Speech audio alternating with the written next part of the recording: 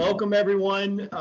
As I said just a minute ago, I see a lot of familiar faces. We've got prospective clients. We've got clients that are currently in design and in the fabrication process. We've got clients on here that we're soon to deliver for. We've got some that are currently in construction. I see some faces of people that are getting ready to move in within the next probably month or two, and I've got some that literally just moved in and are trying to get door hardware on French doors. Yeah, that's you, Jeff Prince. Trying to get everything finished up so that he can punch out and get CO and get moved in. So it's really exciting. We've also got some homeowners that have owned homes of ours for several years. So it's a really good mix. Usually we do these events and it's a lot of, the majority of the attendees are prospective clients. So for most of you, you already know me. For those of you who don't, who are prospective clients, my name is Matthew Sturkey with StoneMill Log and Timber Homes. We are a family-owned and operated business of 1974. We started 48 years ago. As you can see, we've done over a couple of thousand structures in our history. I have been with the company since 1997, so I'm on my 25th year. Hard to believe I'm on my 25th year. Started right out of undergrad and have really worked in the business and just about everything. When I was a kid, I worked down at the plant and did a little bit of fabrication and cut trusses and hewed logs, although I don't want to talk much about that experience. I rather forget about it. All the way up into working in the office in sales and project management, and done a little bit just of everything, trying to learn the business. And over the years, I've worked with a lot of clients and had a lot of great relationships with our clients. And so I say that only to say I've got, some experience in this, and it's that experience and that expertise that I want to try to share today with all of our prospective clients and our homeowners on a topic that is really important, and that is maintenance. And we're going to add a little component in there to winterization. Maintenance is something that we talk about a lot, and it's something that we want to educate our clients on, because with any home, it requires maintenance, and it's not just a log or timber frame home. So it's not exclusive to our industry. This is something across the board throughout the entire construction industry. And we're going to talk about a lot of different things with regards to winterization and maintenance. And so as you can see in the presentation, the goals are twofold, really to educate you on some of the best practices. We want to make sure that we educate our homeowners on exactly what to do. And then we want to provide that partnership and that support to you throughout the process. If you have questions along the way, or if you need a guide, or you need some expertise, or you need somebody to help you with certain maintenance practices, we're always here to answer those. And then to try to educate you on when to do it. We're also very much creatures of habit. People in general will, procrastinate. We're notorious sometimes for not, taking care of our homes and taking care of our vehicles. And so we forget. And so one of the things that I want to try to encourage everybody is to not forget, to not procrastinate, and to just set up routine practices and routine times where you can go and do inspections and you can do certain things to your home. So that's kind of the quick intro I wanted to share, and then we can go straight into some of the components with regards to design tips. And I know for our current clients, our homeowners, the ones that are under construction, I know this is not going to be totally relevant to you, but I want to take a minute to talk about some of the design tips, really more for our prospective clients that are beginning the design stages or haven't even gotten to that point.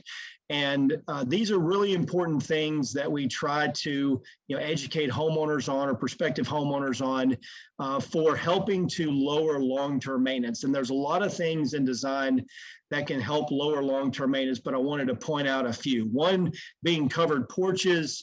Covered porches are great to protect the structure from sunlight, from water, We basically, all of our designs have covered porches, and the overwhelming majority of our homes will have covered porches.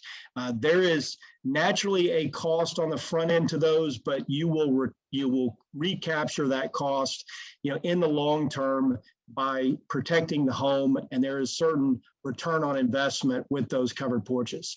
Overhangs are good. We tend to do a minimum 2-foot overhang, and then on our covered porches, just because the porch roof slopes get really shallow, we typically do 18 inches on the porch roofs.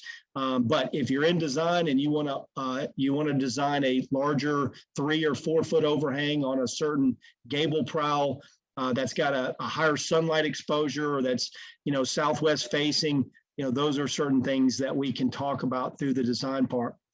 The other thing too that I really stress a lot to homeowners and prospective homeowners is making sure that you put gutters and downspouts.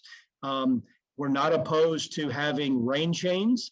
If you do a gutter and a rain chain, that's okay. Or if you plan not to use gutters and downspouts, against our recommendation, make sure you do French drains around the structure. You do not want moisture collecting around the perimeter of your foundation. Yes, your foundation is going to have a footing drain. You typically will have a footing drain in general best practice of construction, and that will take moisture away from that footing. But you want to make sure that you're not putting a lot of water pressure on your foundation. So if you've got a gutter and a downspout, make sure that you extend where that downspout terminates at your foundation wall. Make sure you put drains at least, I tell people, at least 15 to 20 feet away from the structure. You want to get that water away from the foundation as best possible. So these are things that you want to keep in mind in your landscaping plan. When you've got somebody doing finished grading and landscaping, make sure they do drains away from your downspouts where your downspouts terminate, and really get that water away from the foundation. So gutters and downspouts and then drains, getting that water away, are a great practice, as well as if you decide not to use gutters or downspouts, you want to do French drains, and you want to get that water away from the foundation as far as you can. Moisture around the foundation is just a recipe for all kinds of problems down the road. So really important thing, and I can't highlight gutters and downspouts and good drainage enough. It's really important in the finish out and the finished product, and how well your house holds up long term. The next item we're going to talk about, which will really use some images in the next slide to talk about some of your finish details around fireplaces, around windows and doors, around your sill log to subfloor connection, where you have that transition from log to stonework. And as you can see in some of these images, we talked a little bit about covered porches. We talked about gutters and downspouts. We talked about good overhangs off of your rakes of your gables, and good overhangs off of your eaves. This image is basically showing, and it's a little harder to see, but if you can kind of zoom in when you get the presentation. This actually has gutters, and then he used a rain chain, and that rain chain is basically what comes out of that gutter and then diverts the water down to the ground. And then when that water comes down to the ground, there would be a drain there, a drain pipe to get the water away from the foundation. This image here, I wanted to show some of the things about landscaping, and we'll talk about this a little bit more in depth here in the latter part of the presentation about hedges and shrubs, and making sure that you're not planting shrubbery too close to the house. So when you start talking to your landscape contractor and you start developing your landscape plan, make sure you're not planting trees and shrubs too close to the house, because as those plants and those shrubs and trees grow and they grow into the house, that becomes a detriment to the structure itself. That's a detriment to any structure, because that shrubbery will hold moisture against the house, and that moisture being held against the house will start to deteriorate those coatings and start to create maintenance problems down the road. So make sure your landscaping plan is designed and your plantings are done away from the house. And you really want to think about what trees and shrubs you're actually selecting. You know, any wide growing plant or shrub that's got a lot of vegetation, you want to make sure that, you know, you're not planting that right up against the house where it eventually will grow into. And we'll talk about more about the maintenance of that and trimming your shrubs and hedges away from the house. Also, just something I don't have listed here, but don't ever plant or plan to have a vine growing against your house with a log structure, really, or any structure. Now, I'm not saying in every situation, if you're growing a vine against stonework, that's probably okay. But even vines growing against brick can deteriorate and can create problems for that material. So vines on structures, I know sometimes they look really good, but growing against a structure is just a recipe for holding moisture and certain maintenance problems down the road. So be careful about doing those things. And then we talked about certain flashings. And I wanted to spotlight this picture in the bottom right corner that my mouse is on right now. Hopefully everybody can see that. There's certain flashing details that, you know, we encourage and we try to, you know, educate contractors and homeowners on. One is going to be where that fireplace and log wall connection comes in. As you can see, there's some copper flashing here that's curved into the log. They basically ran a bead of that concealed textured caulk between the flashing and log where it curves in, and then they've got the chinking all the way up to that flashing, so it seals that joint off where you bring a fireplace to a log wall. And that's primarily because, you know, the log structure is settling, the fireplace is somewhat independent, built to the structure so that the log wall can continue to settle and so that the fireplace is static. And so that detail right there where you have that transition is one that's really important, making sure that you flash that correctly. And then you see that the flashing also returns and curves back into that fireplace. And then all of the masonry is built and tied up to that flashing detail. The same kind of holds true in the next slide for window and door details. Obviously, when we cut and buck the openings and put our slotted bucking system in, that's where we typically leave it. And then before you do, you know, your trim detail, after you've gotten the window and door installed through that nailing fin into our bucking system, you would typically run flashing tape around the perimeter of the unit, the window or door. And then after you've run all your flashing tape, that's when you start running your trim. Now, after you've run your trim, that's typically when we, you know, suggest making sure that you caulk with that concealed textured caulk between the trim and the log. And then when you do your chinking, you chink up to the back side of the trim. Then that way you've got a nice visible seal all the way around the perimeter of the window and door trim. And then on any exposed wall, when I say exposed wall, meaning that's not covered by a porch or that's not got a nice roof overhang over the top of it, you know, like these windows per se here in this gable, you would want to make sure that you have a piece of copper or a piece of metal flashing over the top of the head trim in the window. And what typically will happen is you'll run a saw curve into the log, or if that window or door falls into a chink joint, you can actually run that flashing, that copper metal flashing into that joint and then chink to it so that you've got a secondary seal to prevent water from coming down the wall and then getting back in behind your head trim. You know, don't just leave it up to the caulking around the perimeter of your window and door trim to do the job.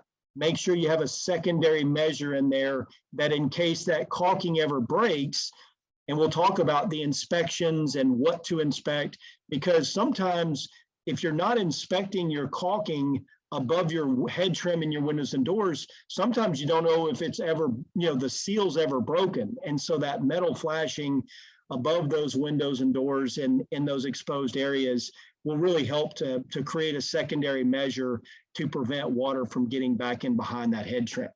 So I know I'm going really fast, and I promise I'll answer questions at the end. There's a lot of information to cover. We could probably spend a couple of 2 or 3 hours, doing this topic. And so I want to try to get through everything and give everybody an opportunity to ask some questions.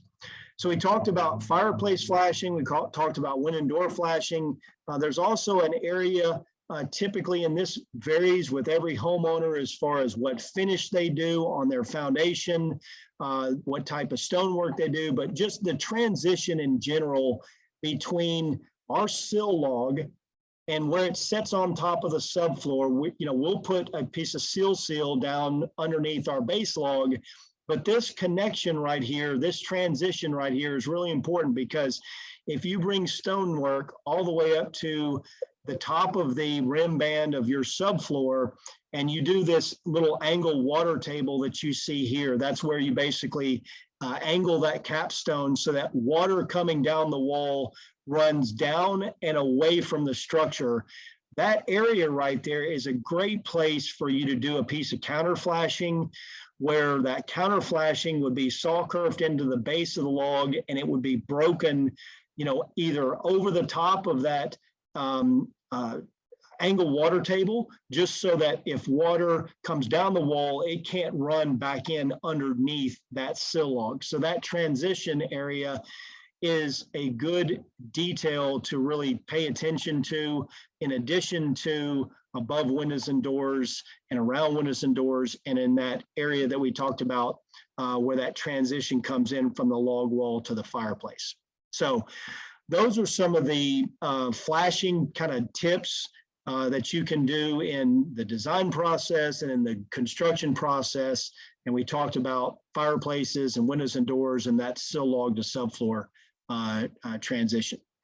And then, in design, we always talk and try to tell and educate clients about solar orientation. Be thinking about what direction your house is facing and which sides are going to be facing the west or the southwest. That is typically the area of the house that takes the most sunlight and the most weather. So therefore, it's the part of the house that will probably have the most maintenance associated with it. And that's where typically all your storms will come from, and all your wind and all your rain and your sunlight. And typically, what a lot of people don't think is that, water's the most detrimental. Sunlight can actually be the most detrimental thing to wood and to a log structure, or even a timber frame home that has exposed exterior wood components. And that's primarily because that sunlight will break coatings down, or it will break wood fibers and the lignin in the wood fibers down, and then it becomes and makes that wood more vulnerable to moisture and more vulnerable to that sunlight. So you want to think about solar orientation and how to better protect your home with shade. So anybody who's in a very wooded area, that is certainly going to help. So you want to think about remediation of trees and how many trees should be left on the property to provide good shade for the structure, but not leaving so many that they become a hazard to the home. So there's kind of a general rule of thumb, a certain amount of feet around the perimeter of the house, to get certain trees away, from the structure. So a lot of things to think about when you're talking about landscaping and finishing and trees and which ones to take out. But shade is really important for the structure. So be thinking about that when you're talking about taking certain trees out, from your property. And then the last thing that we're going to talk about in, this particular segment is the foundation height above finished grade. You'll see a lot of our, homes and pictures that are a little bit more elevated up off finished grade. And that's primarily because we're trying to create some separation between finished grade and the log or timber frame structure, or really the base wall itself. And this is no different from any conventional home to a log home to a timber frame. So the more separation you have, the more prevention you have for water splash coming off finished grade back onto the wood. And so, having some separation like you see here, where you've got a little bit of height above finished grade to the top of the subfloor or to the top of the decks, will help protect that wood and that log structure long-term, from those elements. All right, so those are some of the design tips for those of you who are prospective clients or in the design process to be thinking about. Next topic, we're going to kind of move on to some of the best practices really for winterization, and this is going to kind of change gears to those who are already currently living in their home and or just moved in or getting ready to move in. It's important for winterization that you do these things at the right time. You don't want to wait until after the first freeze to start doing these things. So in fall, early fall, late fall, latest kind of early winter, be thinking about some of these things that need to be done first, and starting with, insulating all your exterior hose bibs. If you've got, and I've found a picture of a project we did up in Wisconsin. It's a little harder to see it, I apologize, but they have an outdoor shower. And I will tell you that a lot of our clients want outdoor showers. It's something that they really like, but I would really prefer to see an outdoor shower that's on more of a foundation wall, not on a log wall. So, sometimes against our recommendations, homeowners will do certain things. And in this particular case, they put an outdoor shower on the outside of a log wall, which again, is just something you've got to keep an eye on annually and make sure that in the winter, especially up in Wisconsin, all of these pipes would need to be insulated to be protected against freezing and busting. And I put this picture here. This is just something that you can find online. These are covers for hose bibs. And these covers, literally, you can buy them online on Amazon for like $8. And they just basically run over the top of your hose bib and just insulate that hose bib on the outside of the structure during the winter months. I typically, sometimes, if I don't want to spend $8, we'll just take, some closed self insulation and wrap them.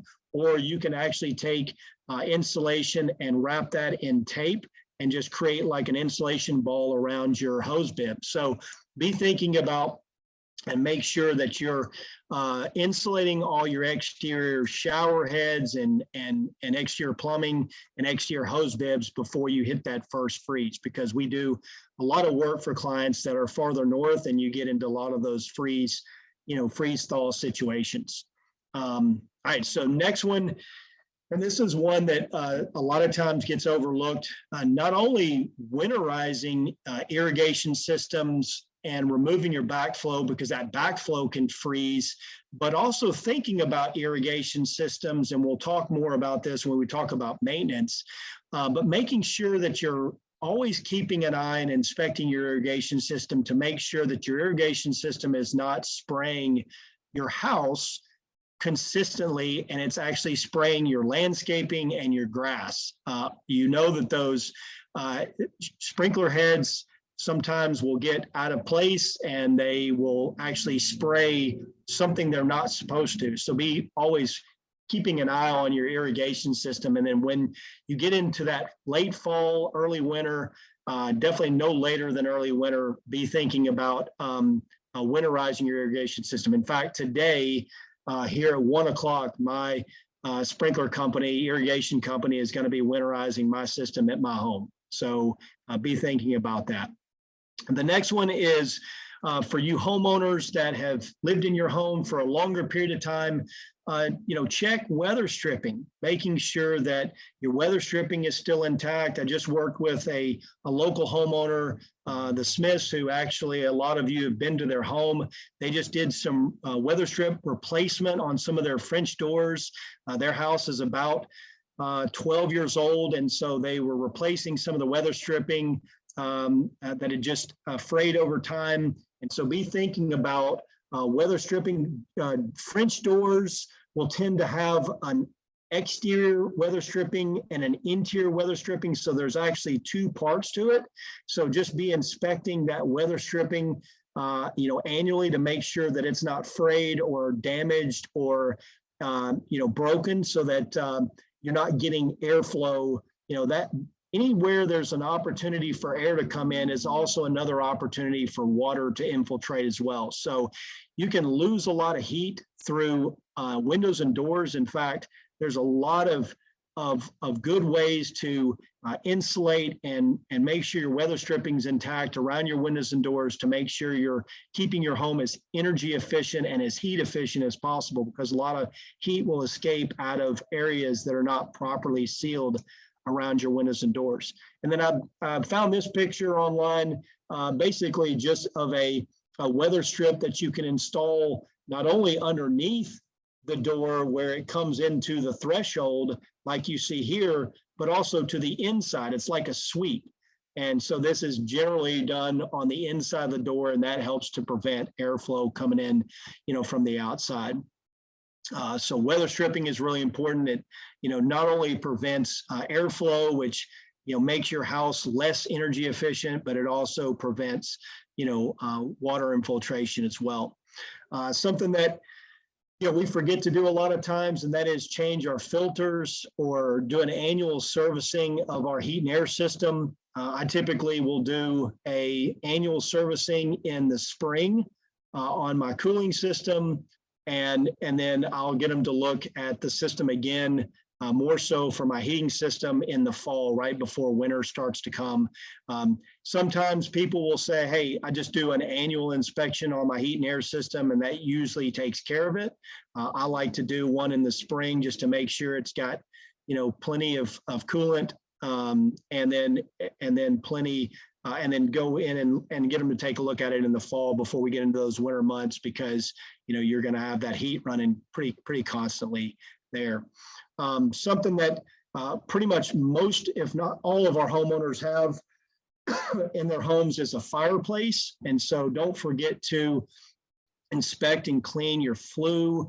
I typically will close my damper every time. This is one of those things that I have forgotten to do, and I've built a fire and I've forgotten to open the damper, and 10, 15 seconds later, I got smoke coming up in my house. I've done it twice. I thought I would never do it again, but it somehow continues to happen. So make sure that, when you're building fires in the winter and you've got that damper open, if you're not building a fire and, all of those embers are gone and everything's cooled off, the next day, it's a good idea to close that damper, because you lose a lot of heat through that flue and through that chimney in your home, especially if your fireplace is on an outside wall.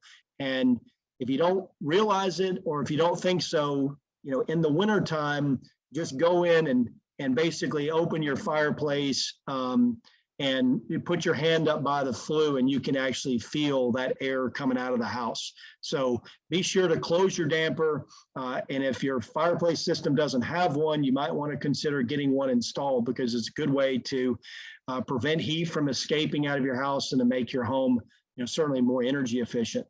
The next one is something that, I would say we all forget to do, and something that I can't stress enough, and that is just cleaning leaves and debris from gutters and downspouts.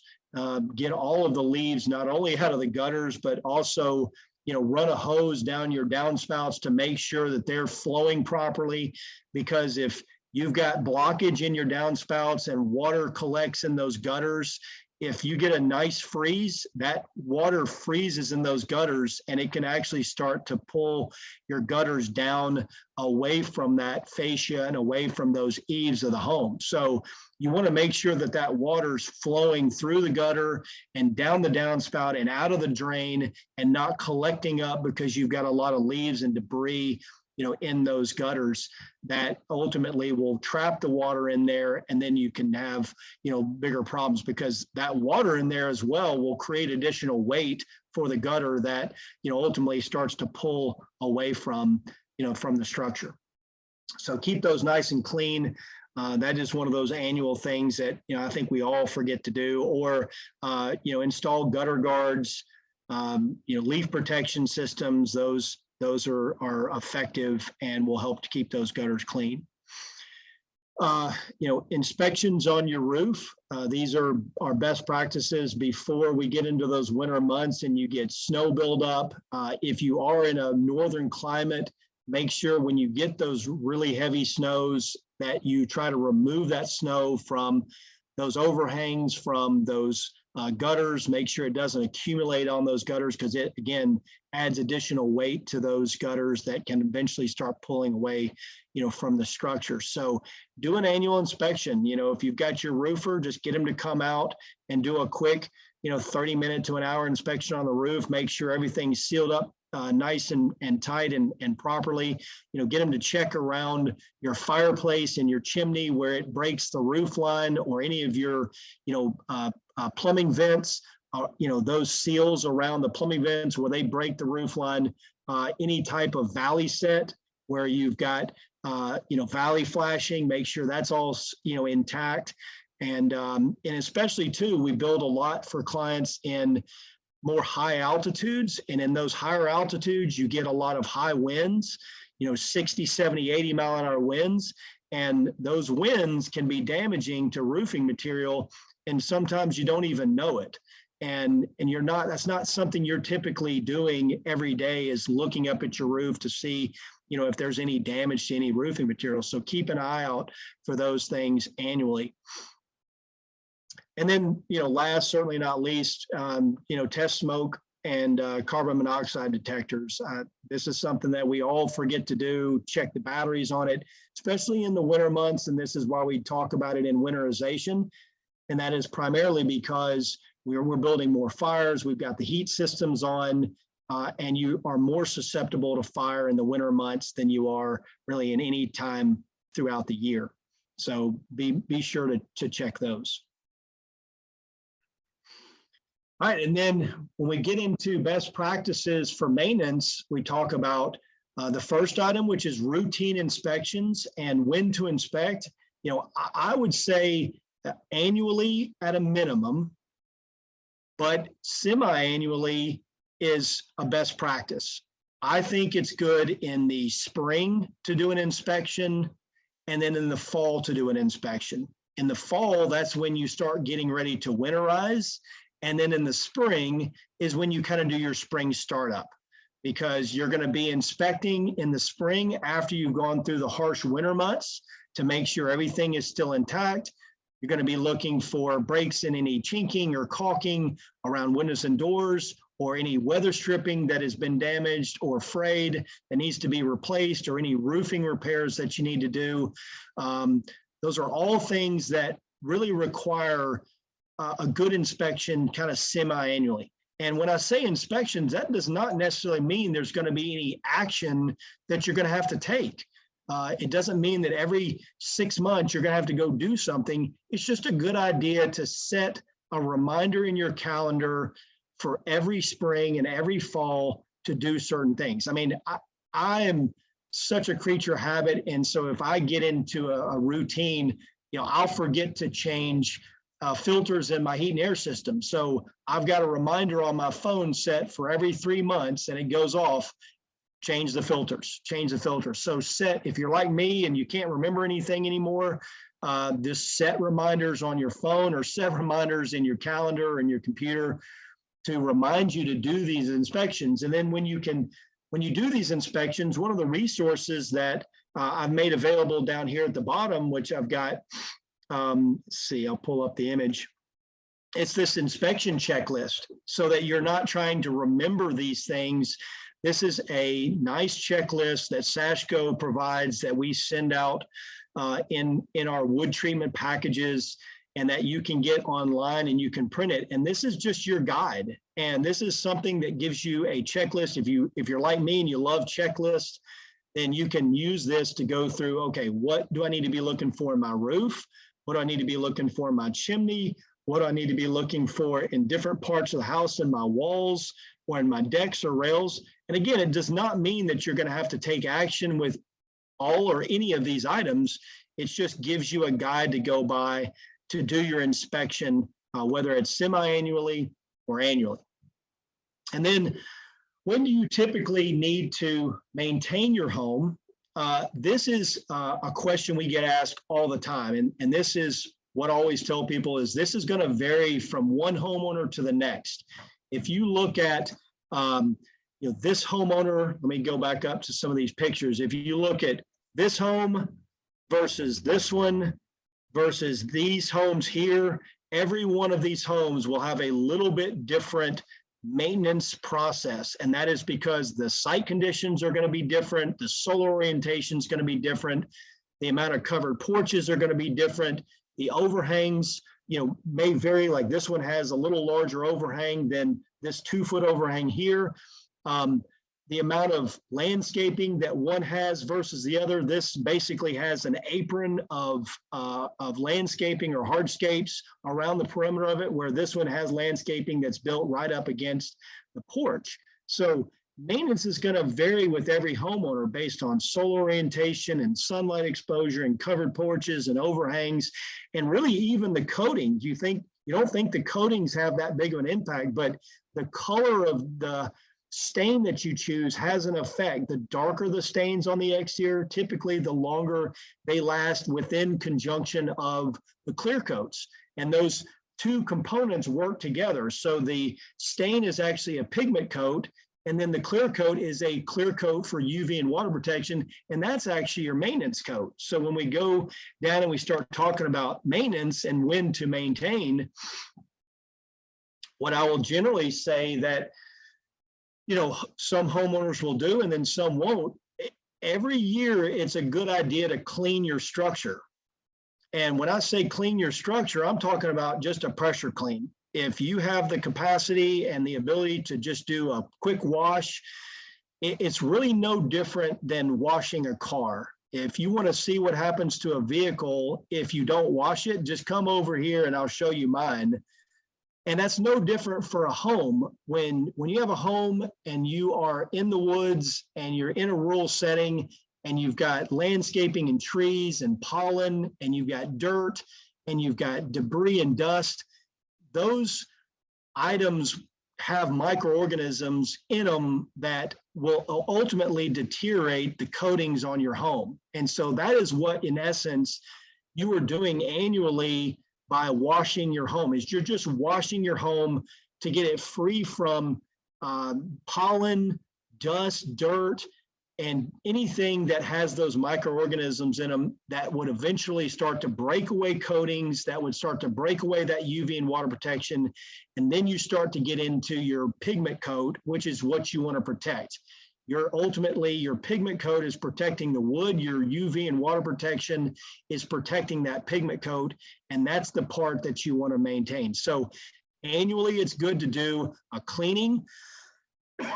What SASHCO will typically say as part of their stain warranty is that you want to clean the structure, and then in year 3, you want to clean and re-clear coat. And then you've got that additional 2 years on your stain warranty because they do a 5-year stain warranty. So that's kind of your process is initial application, year 3 at a minimum, you want to clean, year 3 minimum you want to clean, and then you've got 2 years left on that warranty. But I will tell you, it is a great practice to go in and clean the structure, a nice pressure clean. You're not stripping anything. You're not putting a lot of pressure on it. It's just a pressure wash, just getting that dirt, dust, debris, pollen, off of the structure. So that's typically when you would maintain. Now, again, I will tell you, there's some of you out there, some of our homeowners that are in the woods that have a lot of trees, that have a lot of protection for their home, that have covered porches all the way around. Your maintenance plan will be different than the maintenance plan for somebody else. And so it's not this one size fits all, this general rule of thumb. And we typically will tell prospective clients, generally maintenance is every 3 to 5 years, but the more you do inspections annually and the more routine you clean the structure, the longer those coatings will last. And when you are doing your maintenance of your coating, what we're trying to help And what we're trying to educate on is that you want to be doing the maintenance code of that UV and water protection. So when it does come time, whether it's 5 years or whether it's 3 years, when it's time to reapply the clear coat, that is the maintenance coat that you want to reapply to protect your pigment coat. And that clear coat can actually be sprayed right over the logs, right over the chinking. Obviously you want to cover your window and door glass because you don't want to spray your clear coat on that. But your maintenance coat down the road, whether it's 4 or 5 or 6 years down the road, that's the part that will help to protect the structure from UV and water, and that's the part that will help protect your pigment coat. So that is, in essence, your maintenance coat. And then again, if you're a homeowner that's got a high sunlight exposure, you're up on top of a mountaintop, you don't have covered porches on your southwest face, and you've got a lot of sunlight exposure, there will be times where you will have to clean, touch up your stain, brush your stain on that pigment coat, and then reapply the clear coat. So it'll vary. We have homeowners that do, maintenance every 3 to 5 years, and we've got some that do maintenance every 8 to 10 years. It's just not a one size fits all.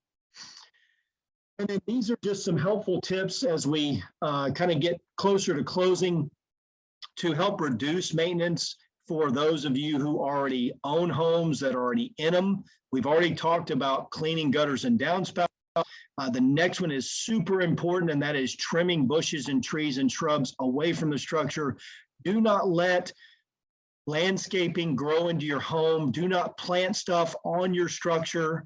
It's just a bad practice because that holds moisture against the structure. Moisture will eventually start to break away your coatings, break down your coatings, and then start to deteriorate your structure. You want to not do that. That is a bad idea. So be careful about that. Make sure that you talk to your landscape contractor about plantings and bushes and trees and shrubs and how they grow and how quickly they grow to make sure that you know that you're planting the right landscaping.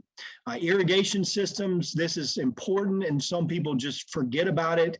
Making sure that your irrigation system, when they do that spring startup, or when you do your spring startup, making sure that your sprinkler heads are spraying your grass and your landscaping and not your structure.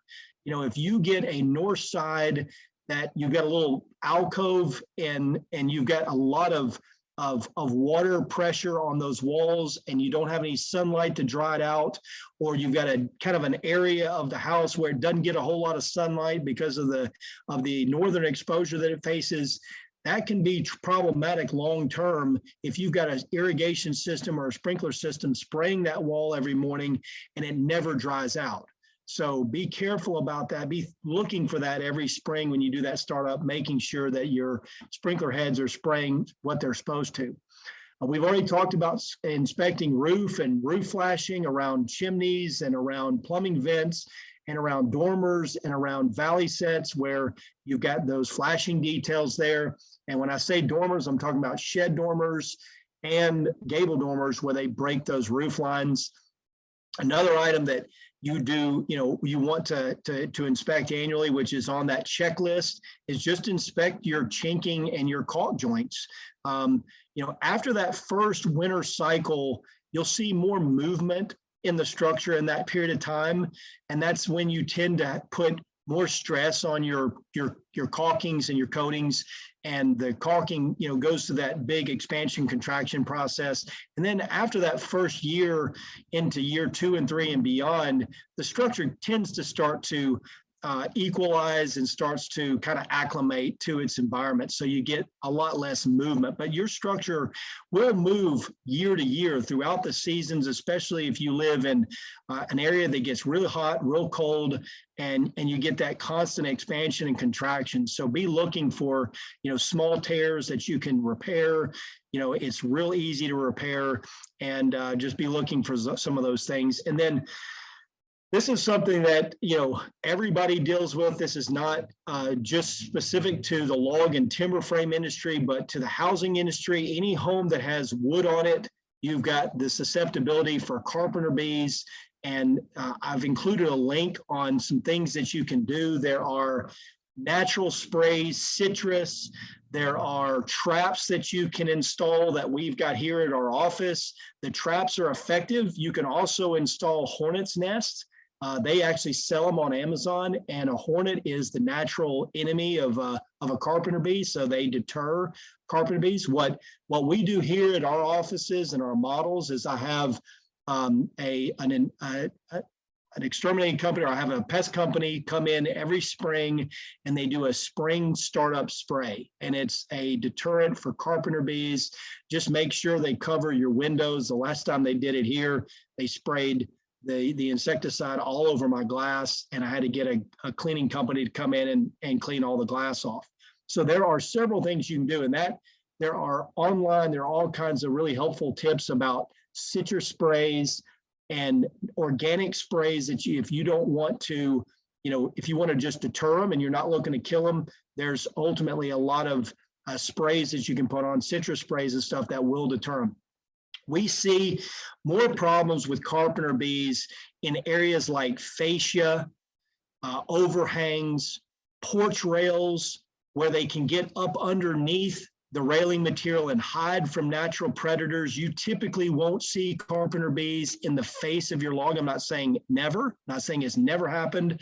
I'm just saying you typically won't, because they don't have any place to hide, and they're just basically drilling holes to basically lay eggs to make a nest, in essence. And they're not eating the wood, they're not digesting it. That's the reason you see sawdust piles from carpenter bees. So they like to get up underneath overhangs, they like to get up underneath porch rails, because they can hide and they can drill their holes and they can make their nests, in those hidden areas. So this is an article that I found online, and there's literally hundreds of them that you can look at. But what we have found to be effective and to be helpful and to be a nice deterrent is that spring spray, the traps, and the hornet's nests are all good things that you can do, annually to try to, lower that susceptibility, so to speak. And then the last thing is these kind of resources from SASCO. I've given you the link to two things. One, this maintenance checklist that we talked about here. And then two, the other item is this Keeping the Dream Alive brochure. And the Keeping the Dream Alive brochure is just a nice brochure that helps you long-term learn more about how to protect your home and what things to look for. And when it's time to do your cleaning, what you should be doing with your cleaning. When it's time to reapply your clear coats, how you would go about doing that and cleaning the structure, and then reapplying your clear coats. And then if you down the road have to restain a portion of your house or the exterior of your home, it will give you helpful tips about that and kind of give you a step-by-step on how to do that. So these are some of the best practices, and please keep these in mind.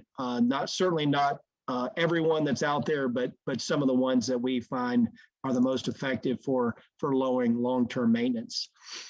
And then in closing, I would say a couple of things. One is maintenance and lowering maintenance will start with the design process, and it will start with how you design the home with porches and overhangs and solar orientation and your landscaping plan, and all of these things that ultimately contribute long-term to the amount of maintenance that you have in your home.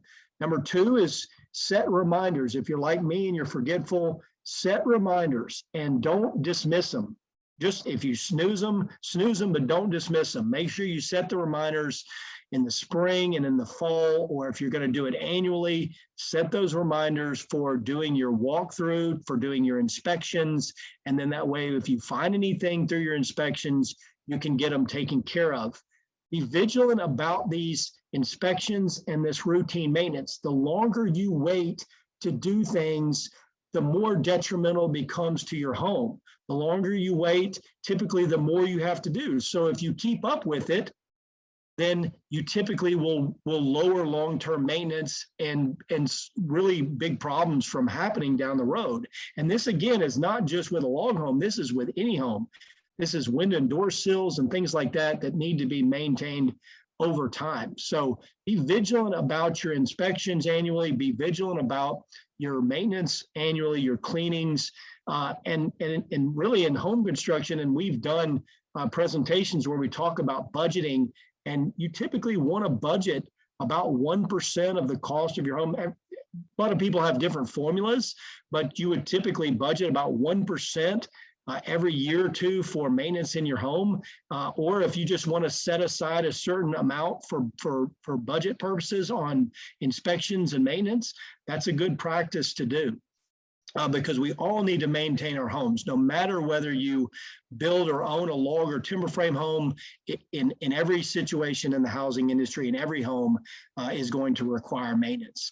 And then don't wait. Don't wait till it's too late. When you winterize, you want to do it at the right time. You don't want to wait till that first freeze and your backflow system bust, or you've got a hose bib outside that freezes and bust, or you didn't inspect your roof and then you find a roof leak somewhere. Be vigilant and be on top of these things earlier and often, and it will help to lower long-term maintenance and help you have just more success and more enjoyment for your home long-term. So this is it. I know we crammed a lot. I was hoping to get done in 45 minutes, but it looks like we ran over about 6 minutes. So now we're going to open the floor for Q&A.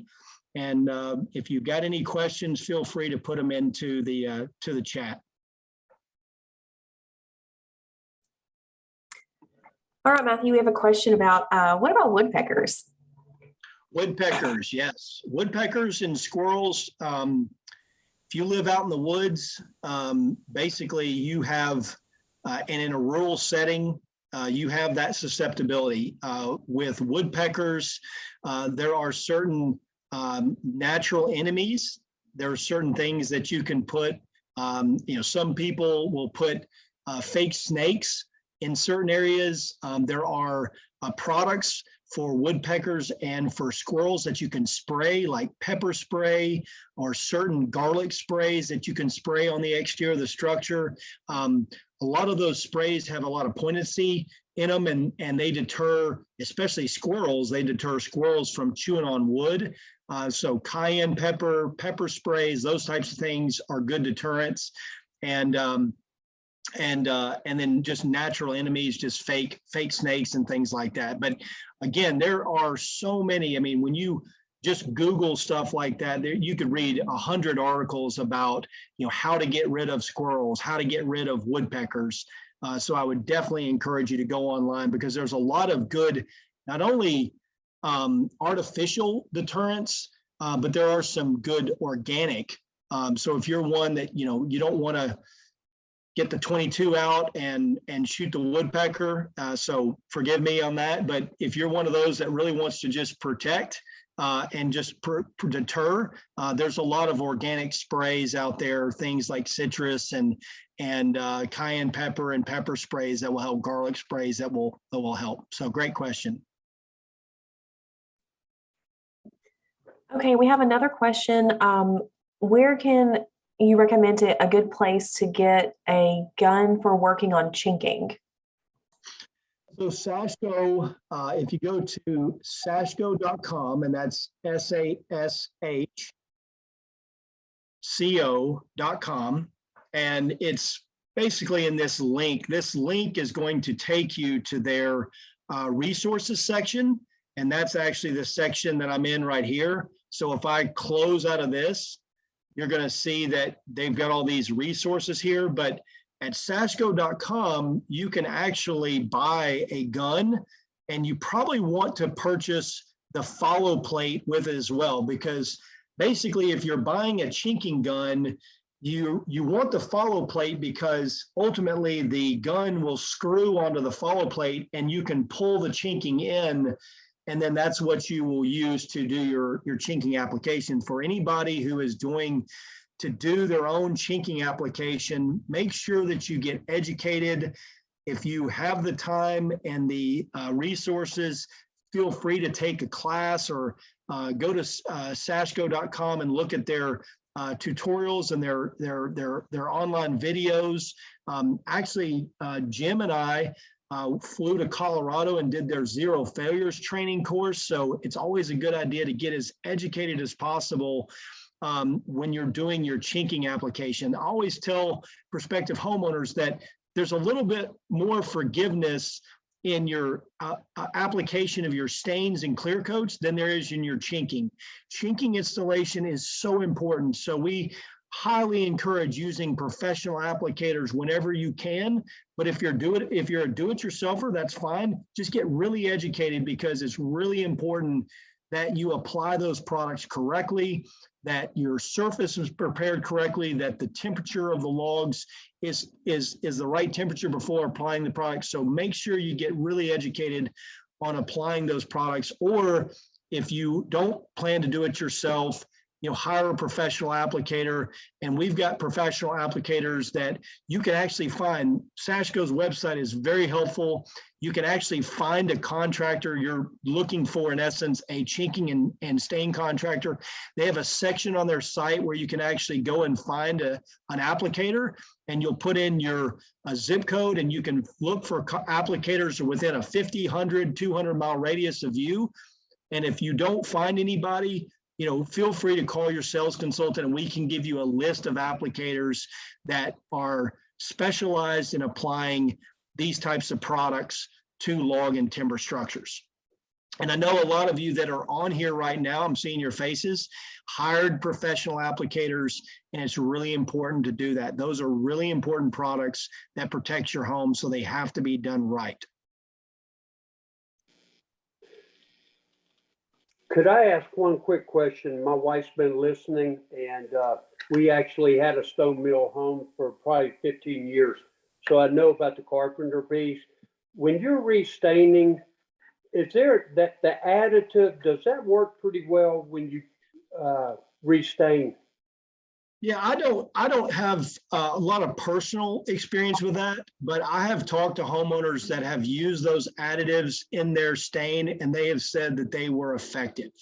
So I don't think it hurts, and I don't think they're that expensive either to add into your coatings or to add into your stain. And I've had conversations with homeowners that say that those are effective. With Carpenter Bees, there's just so many things that we tried to do. One, we have always built flat log dovetailed homes, right? We don't do round logs because we want to have a flat surface. It's easier to maintain long-term. And then with Carpenter Bees, they don't have a place to come up underneath and hide. So that's different. One other thing is the density of the wood. Doug fir has a lot of the heartwood in it, which is the center of the tree. The more dense the wood is, the less likely and the more it deters carpenter, because Carpenter Bees, want to find soft wood. That's the reason they love pressure treated lumber, because typically pressure treated lumber is done out of sapwood, which is the outer portion of the tree, and it's easier for them to drill holes in. Your coatings themselves will help protect. We've provided in those wood treatment packages, the borate packages. The borate treatment is a wood hardener. That is a deterrent against bugs and insects in Carpenter Bees. It actually hardens the wood. The coatings themselves, the stain coating, the pigment coating will help provide more protection against the wood, the clear coat. So these are all things that will help. And then if you do the annual spray, if you do the traps, if you do the hornet's nest, those are all things that help to deter. And we found all of those things will drastically cut down on Carpenter Bee infestation. I mean, nothing's unfortunately 100% foolproof, but there are a lot of things that you can do to drastically cut down on that. If you're a prospective homeowner, what selections you make for your railing material or what selections you make for your fascia and eave material will help. If you're using fiberboard for your eaves, for your fascia and eave material, that's certainly going to have, more protection or less susceptibility than using wood fascia. Now, you may not like the look of that, but that will help. There's no question. Yeah, and you answered my question. In those 15 years, we never had a problem with the logs. So they never did bore into anything like that. So it was the eaves and the rails, like you said. So that's great. I appreciate that information.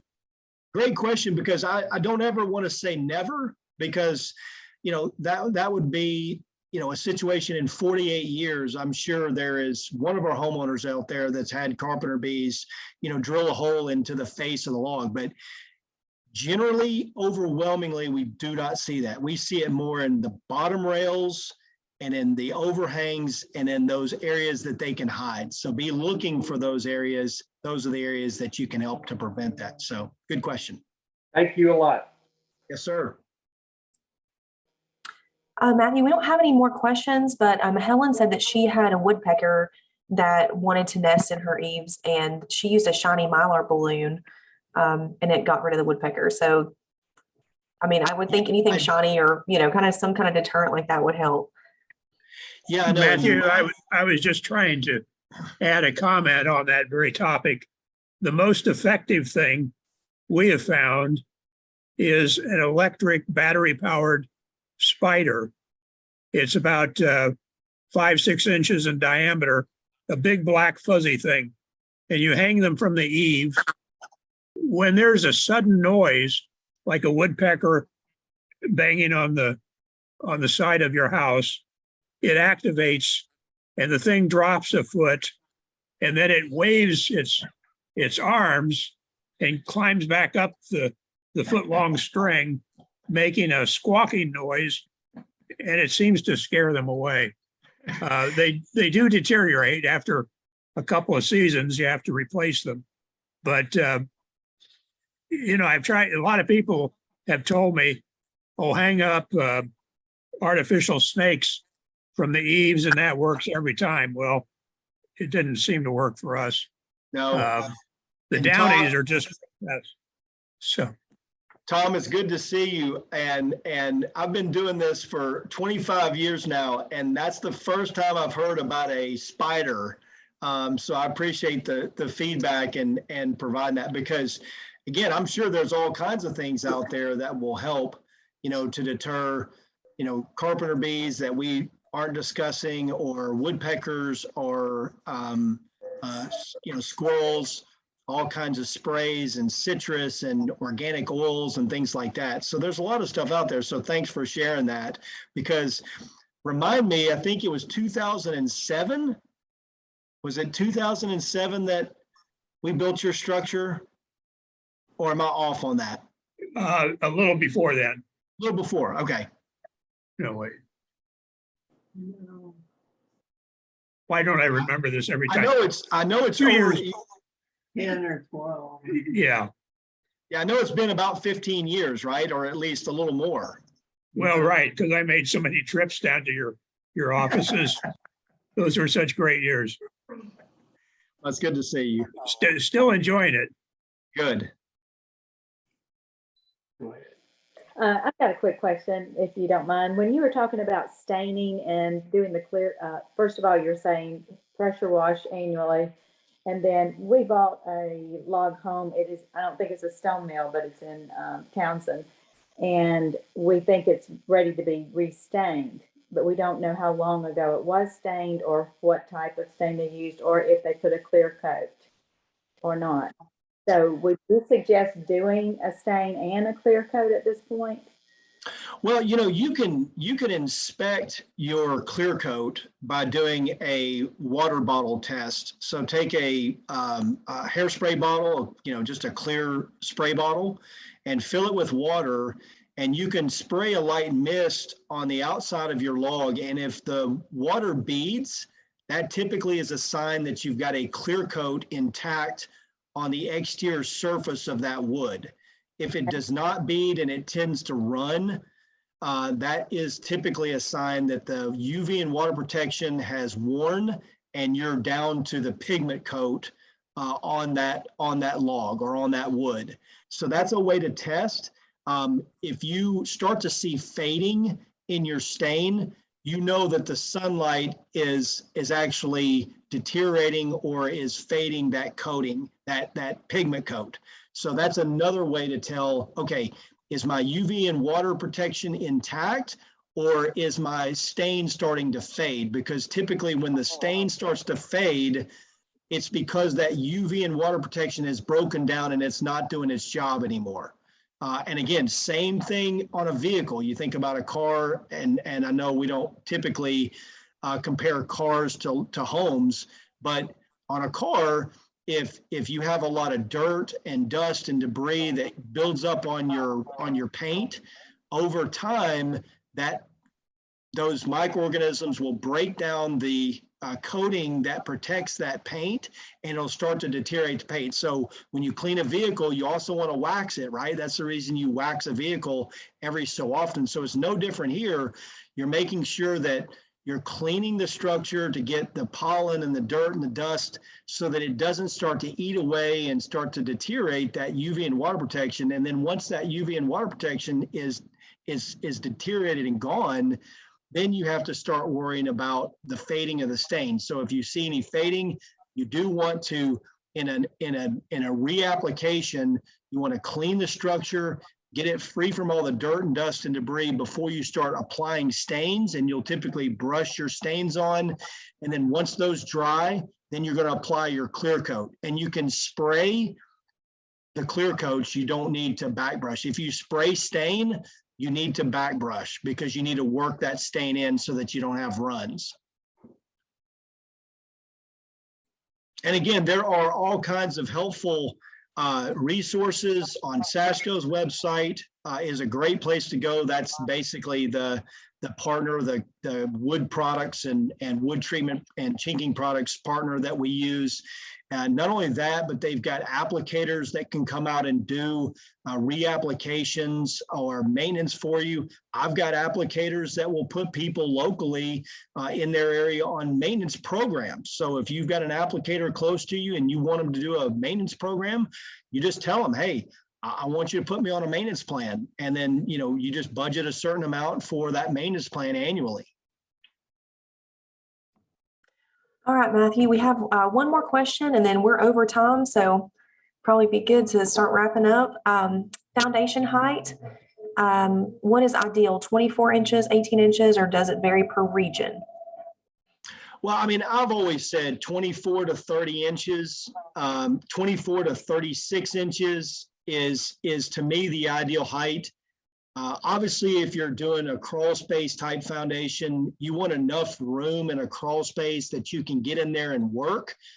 If you do 18 inches above finished grade in your crawl space, all of your MPE contractors are going to hate you, and you're not going to be able to service, some of those utilities in a crawl space. So, of course, a crawl space, if you can get, 36 inches, 30 to 36 inches or so, that is going to be a great height in the crawl space. And so, how that translates to the exterior, because there are things you can do on the outside of the house to grade and to positively slope your final grading. And when I say positively slope, make sure that your finished grading, if you are 24 to 36 inches above finished grade, make sure your grading slopes away from the structure. Don't slope your grade back to the house. Don't funnel water back to your house. So make sure water drains from the foundation away from the structure and it's positively sloped away from the structure. So to me, ideal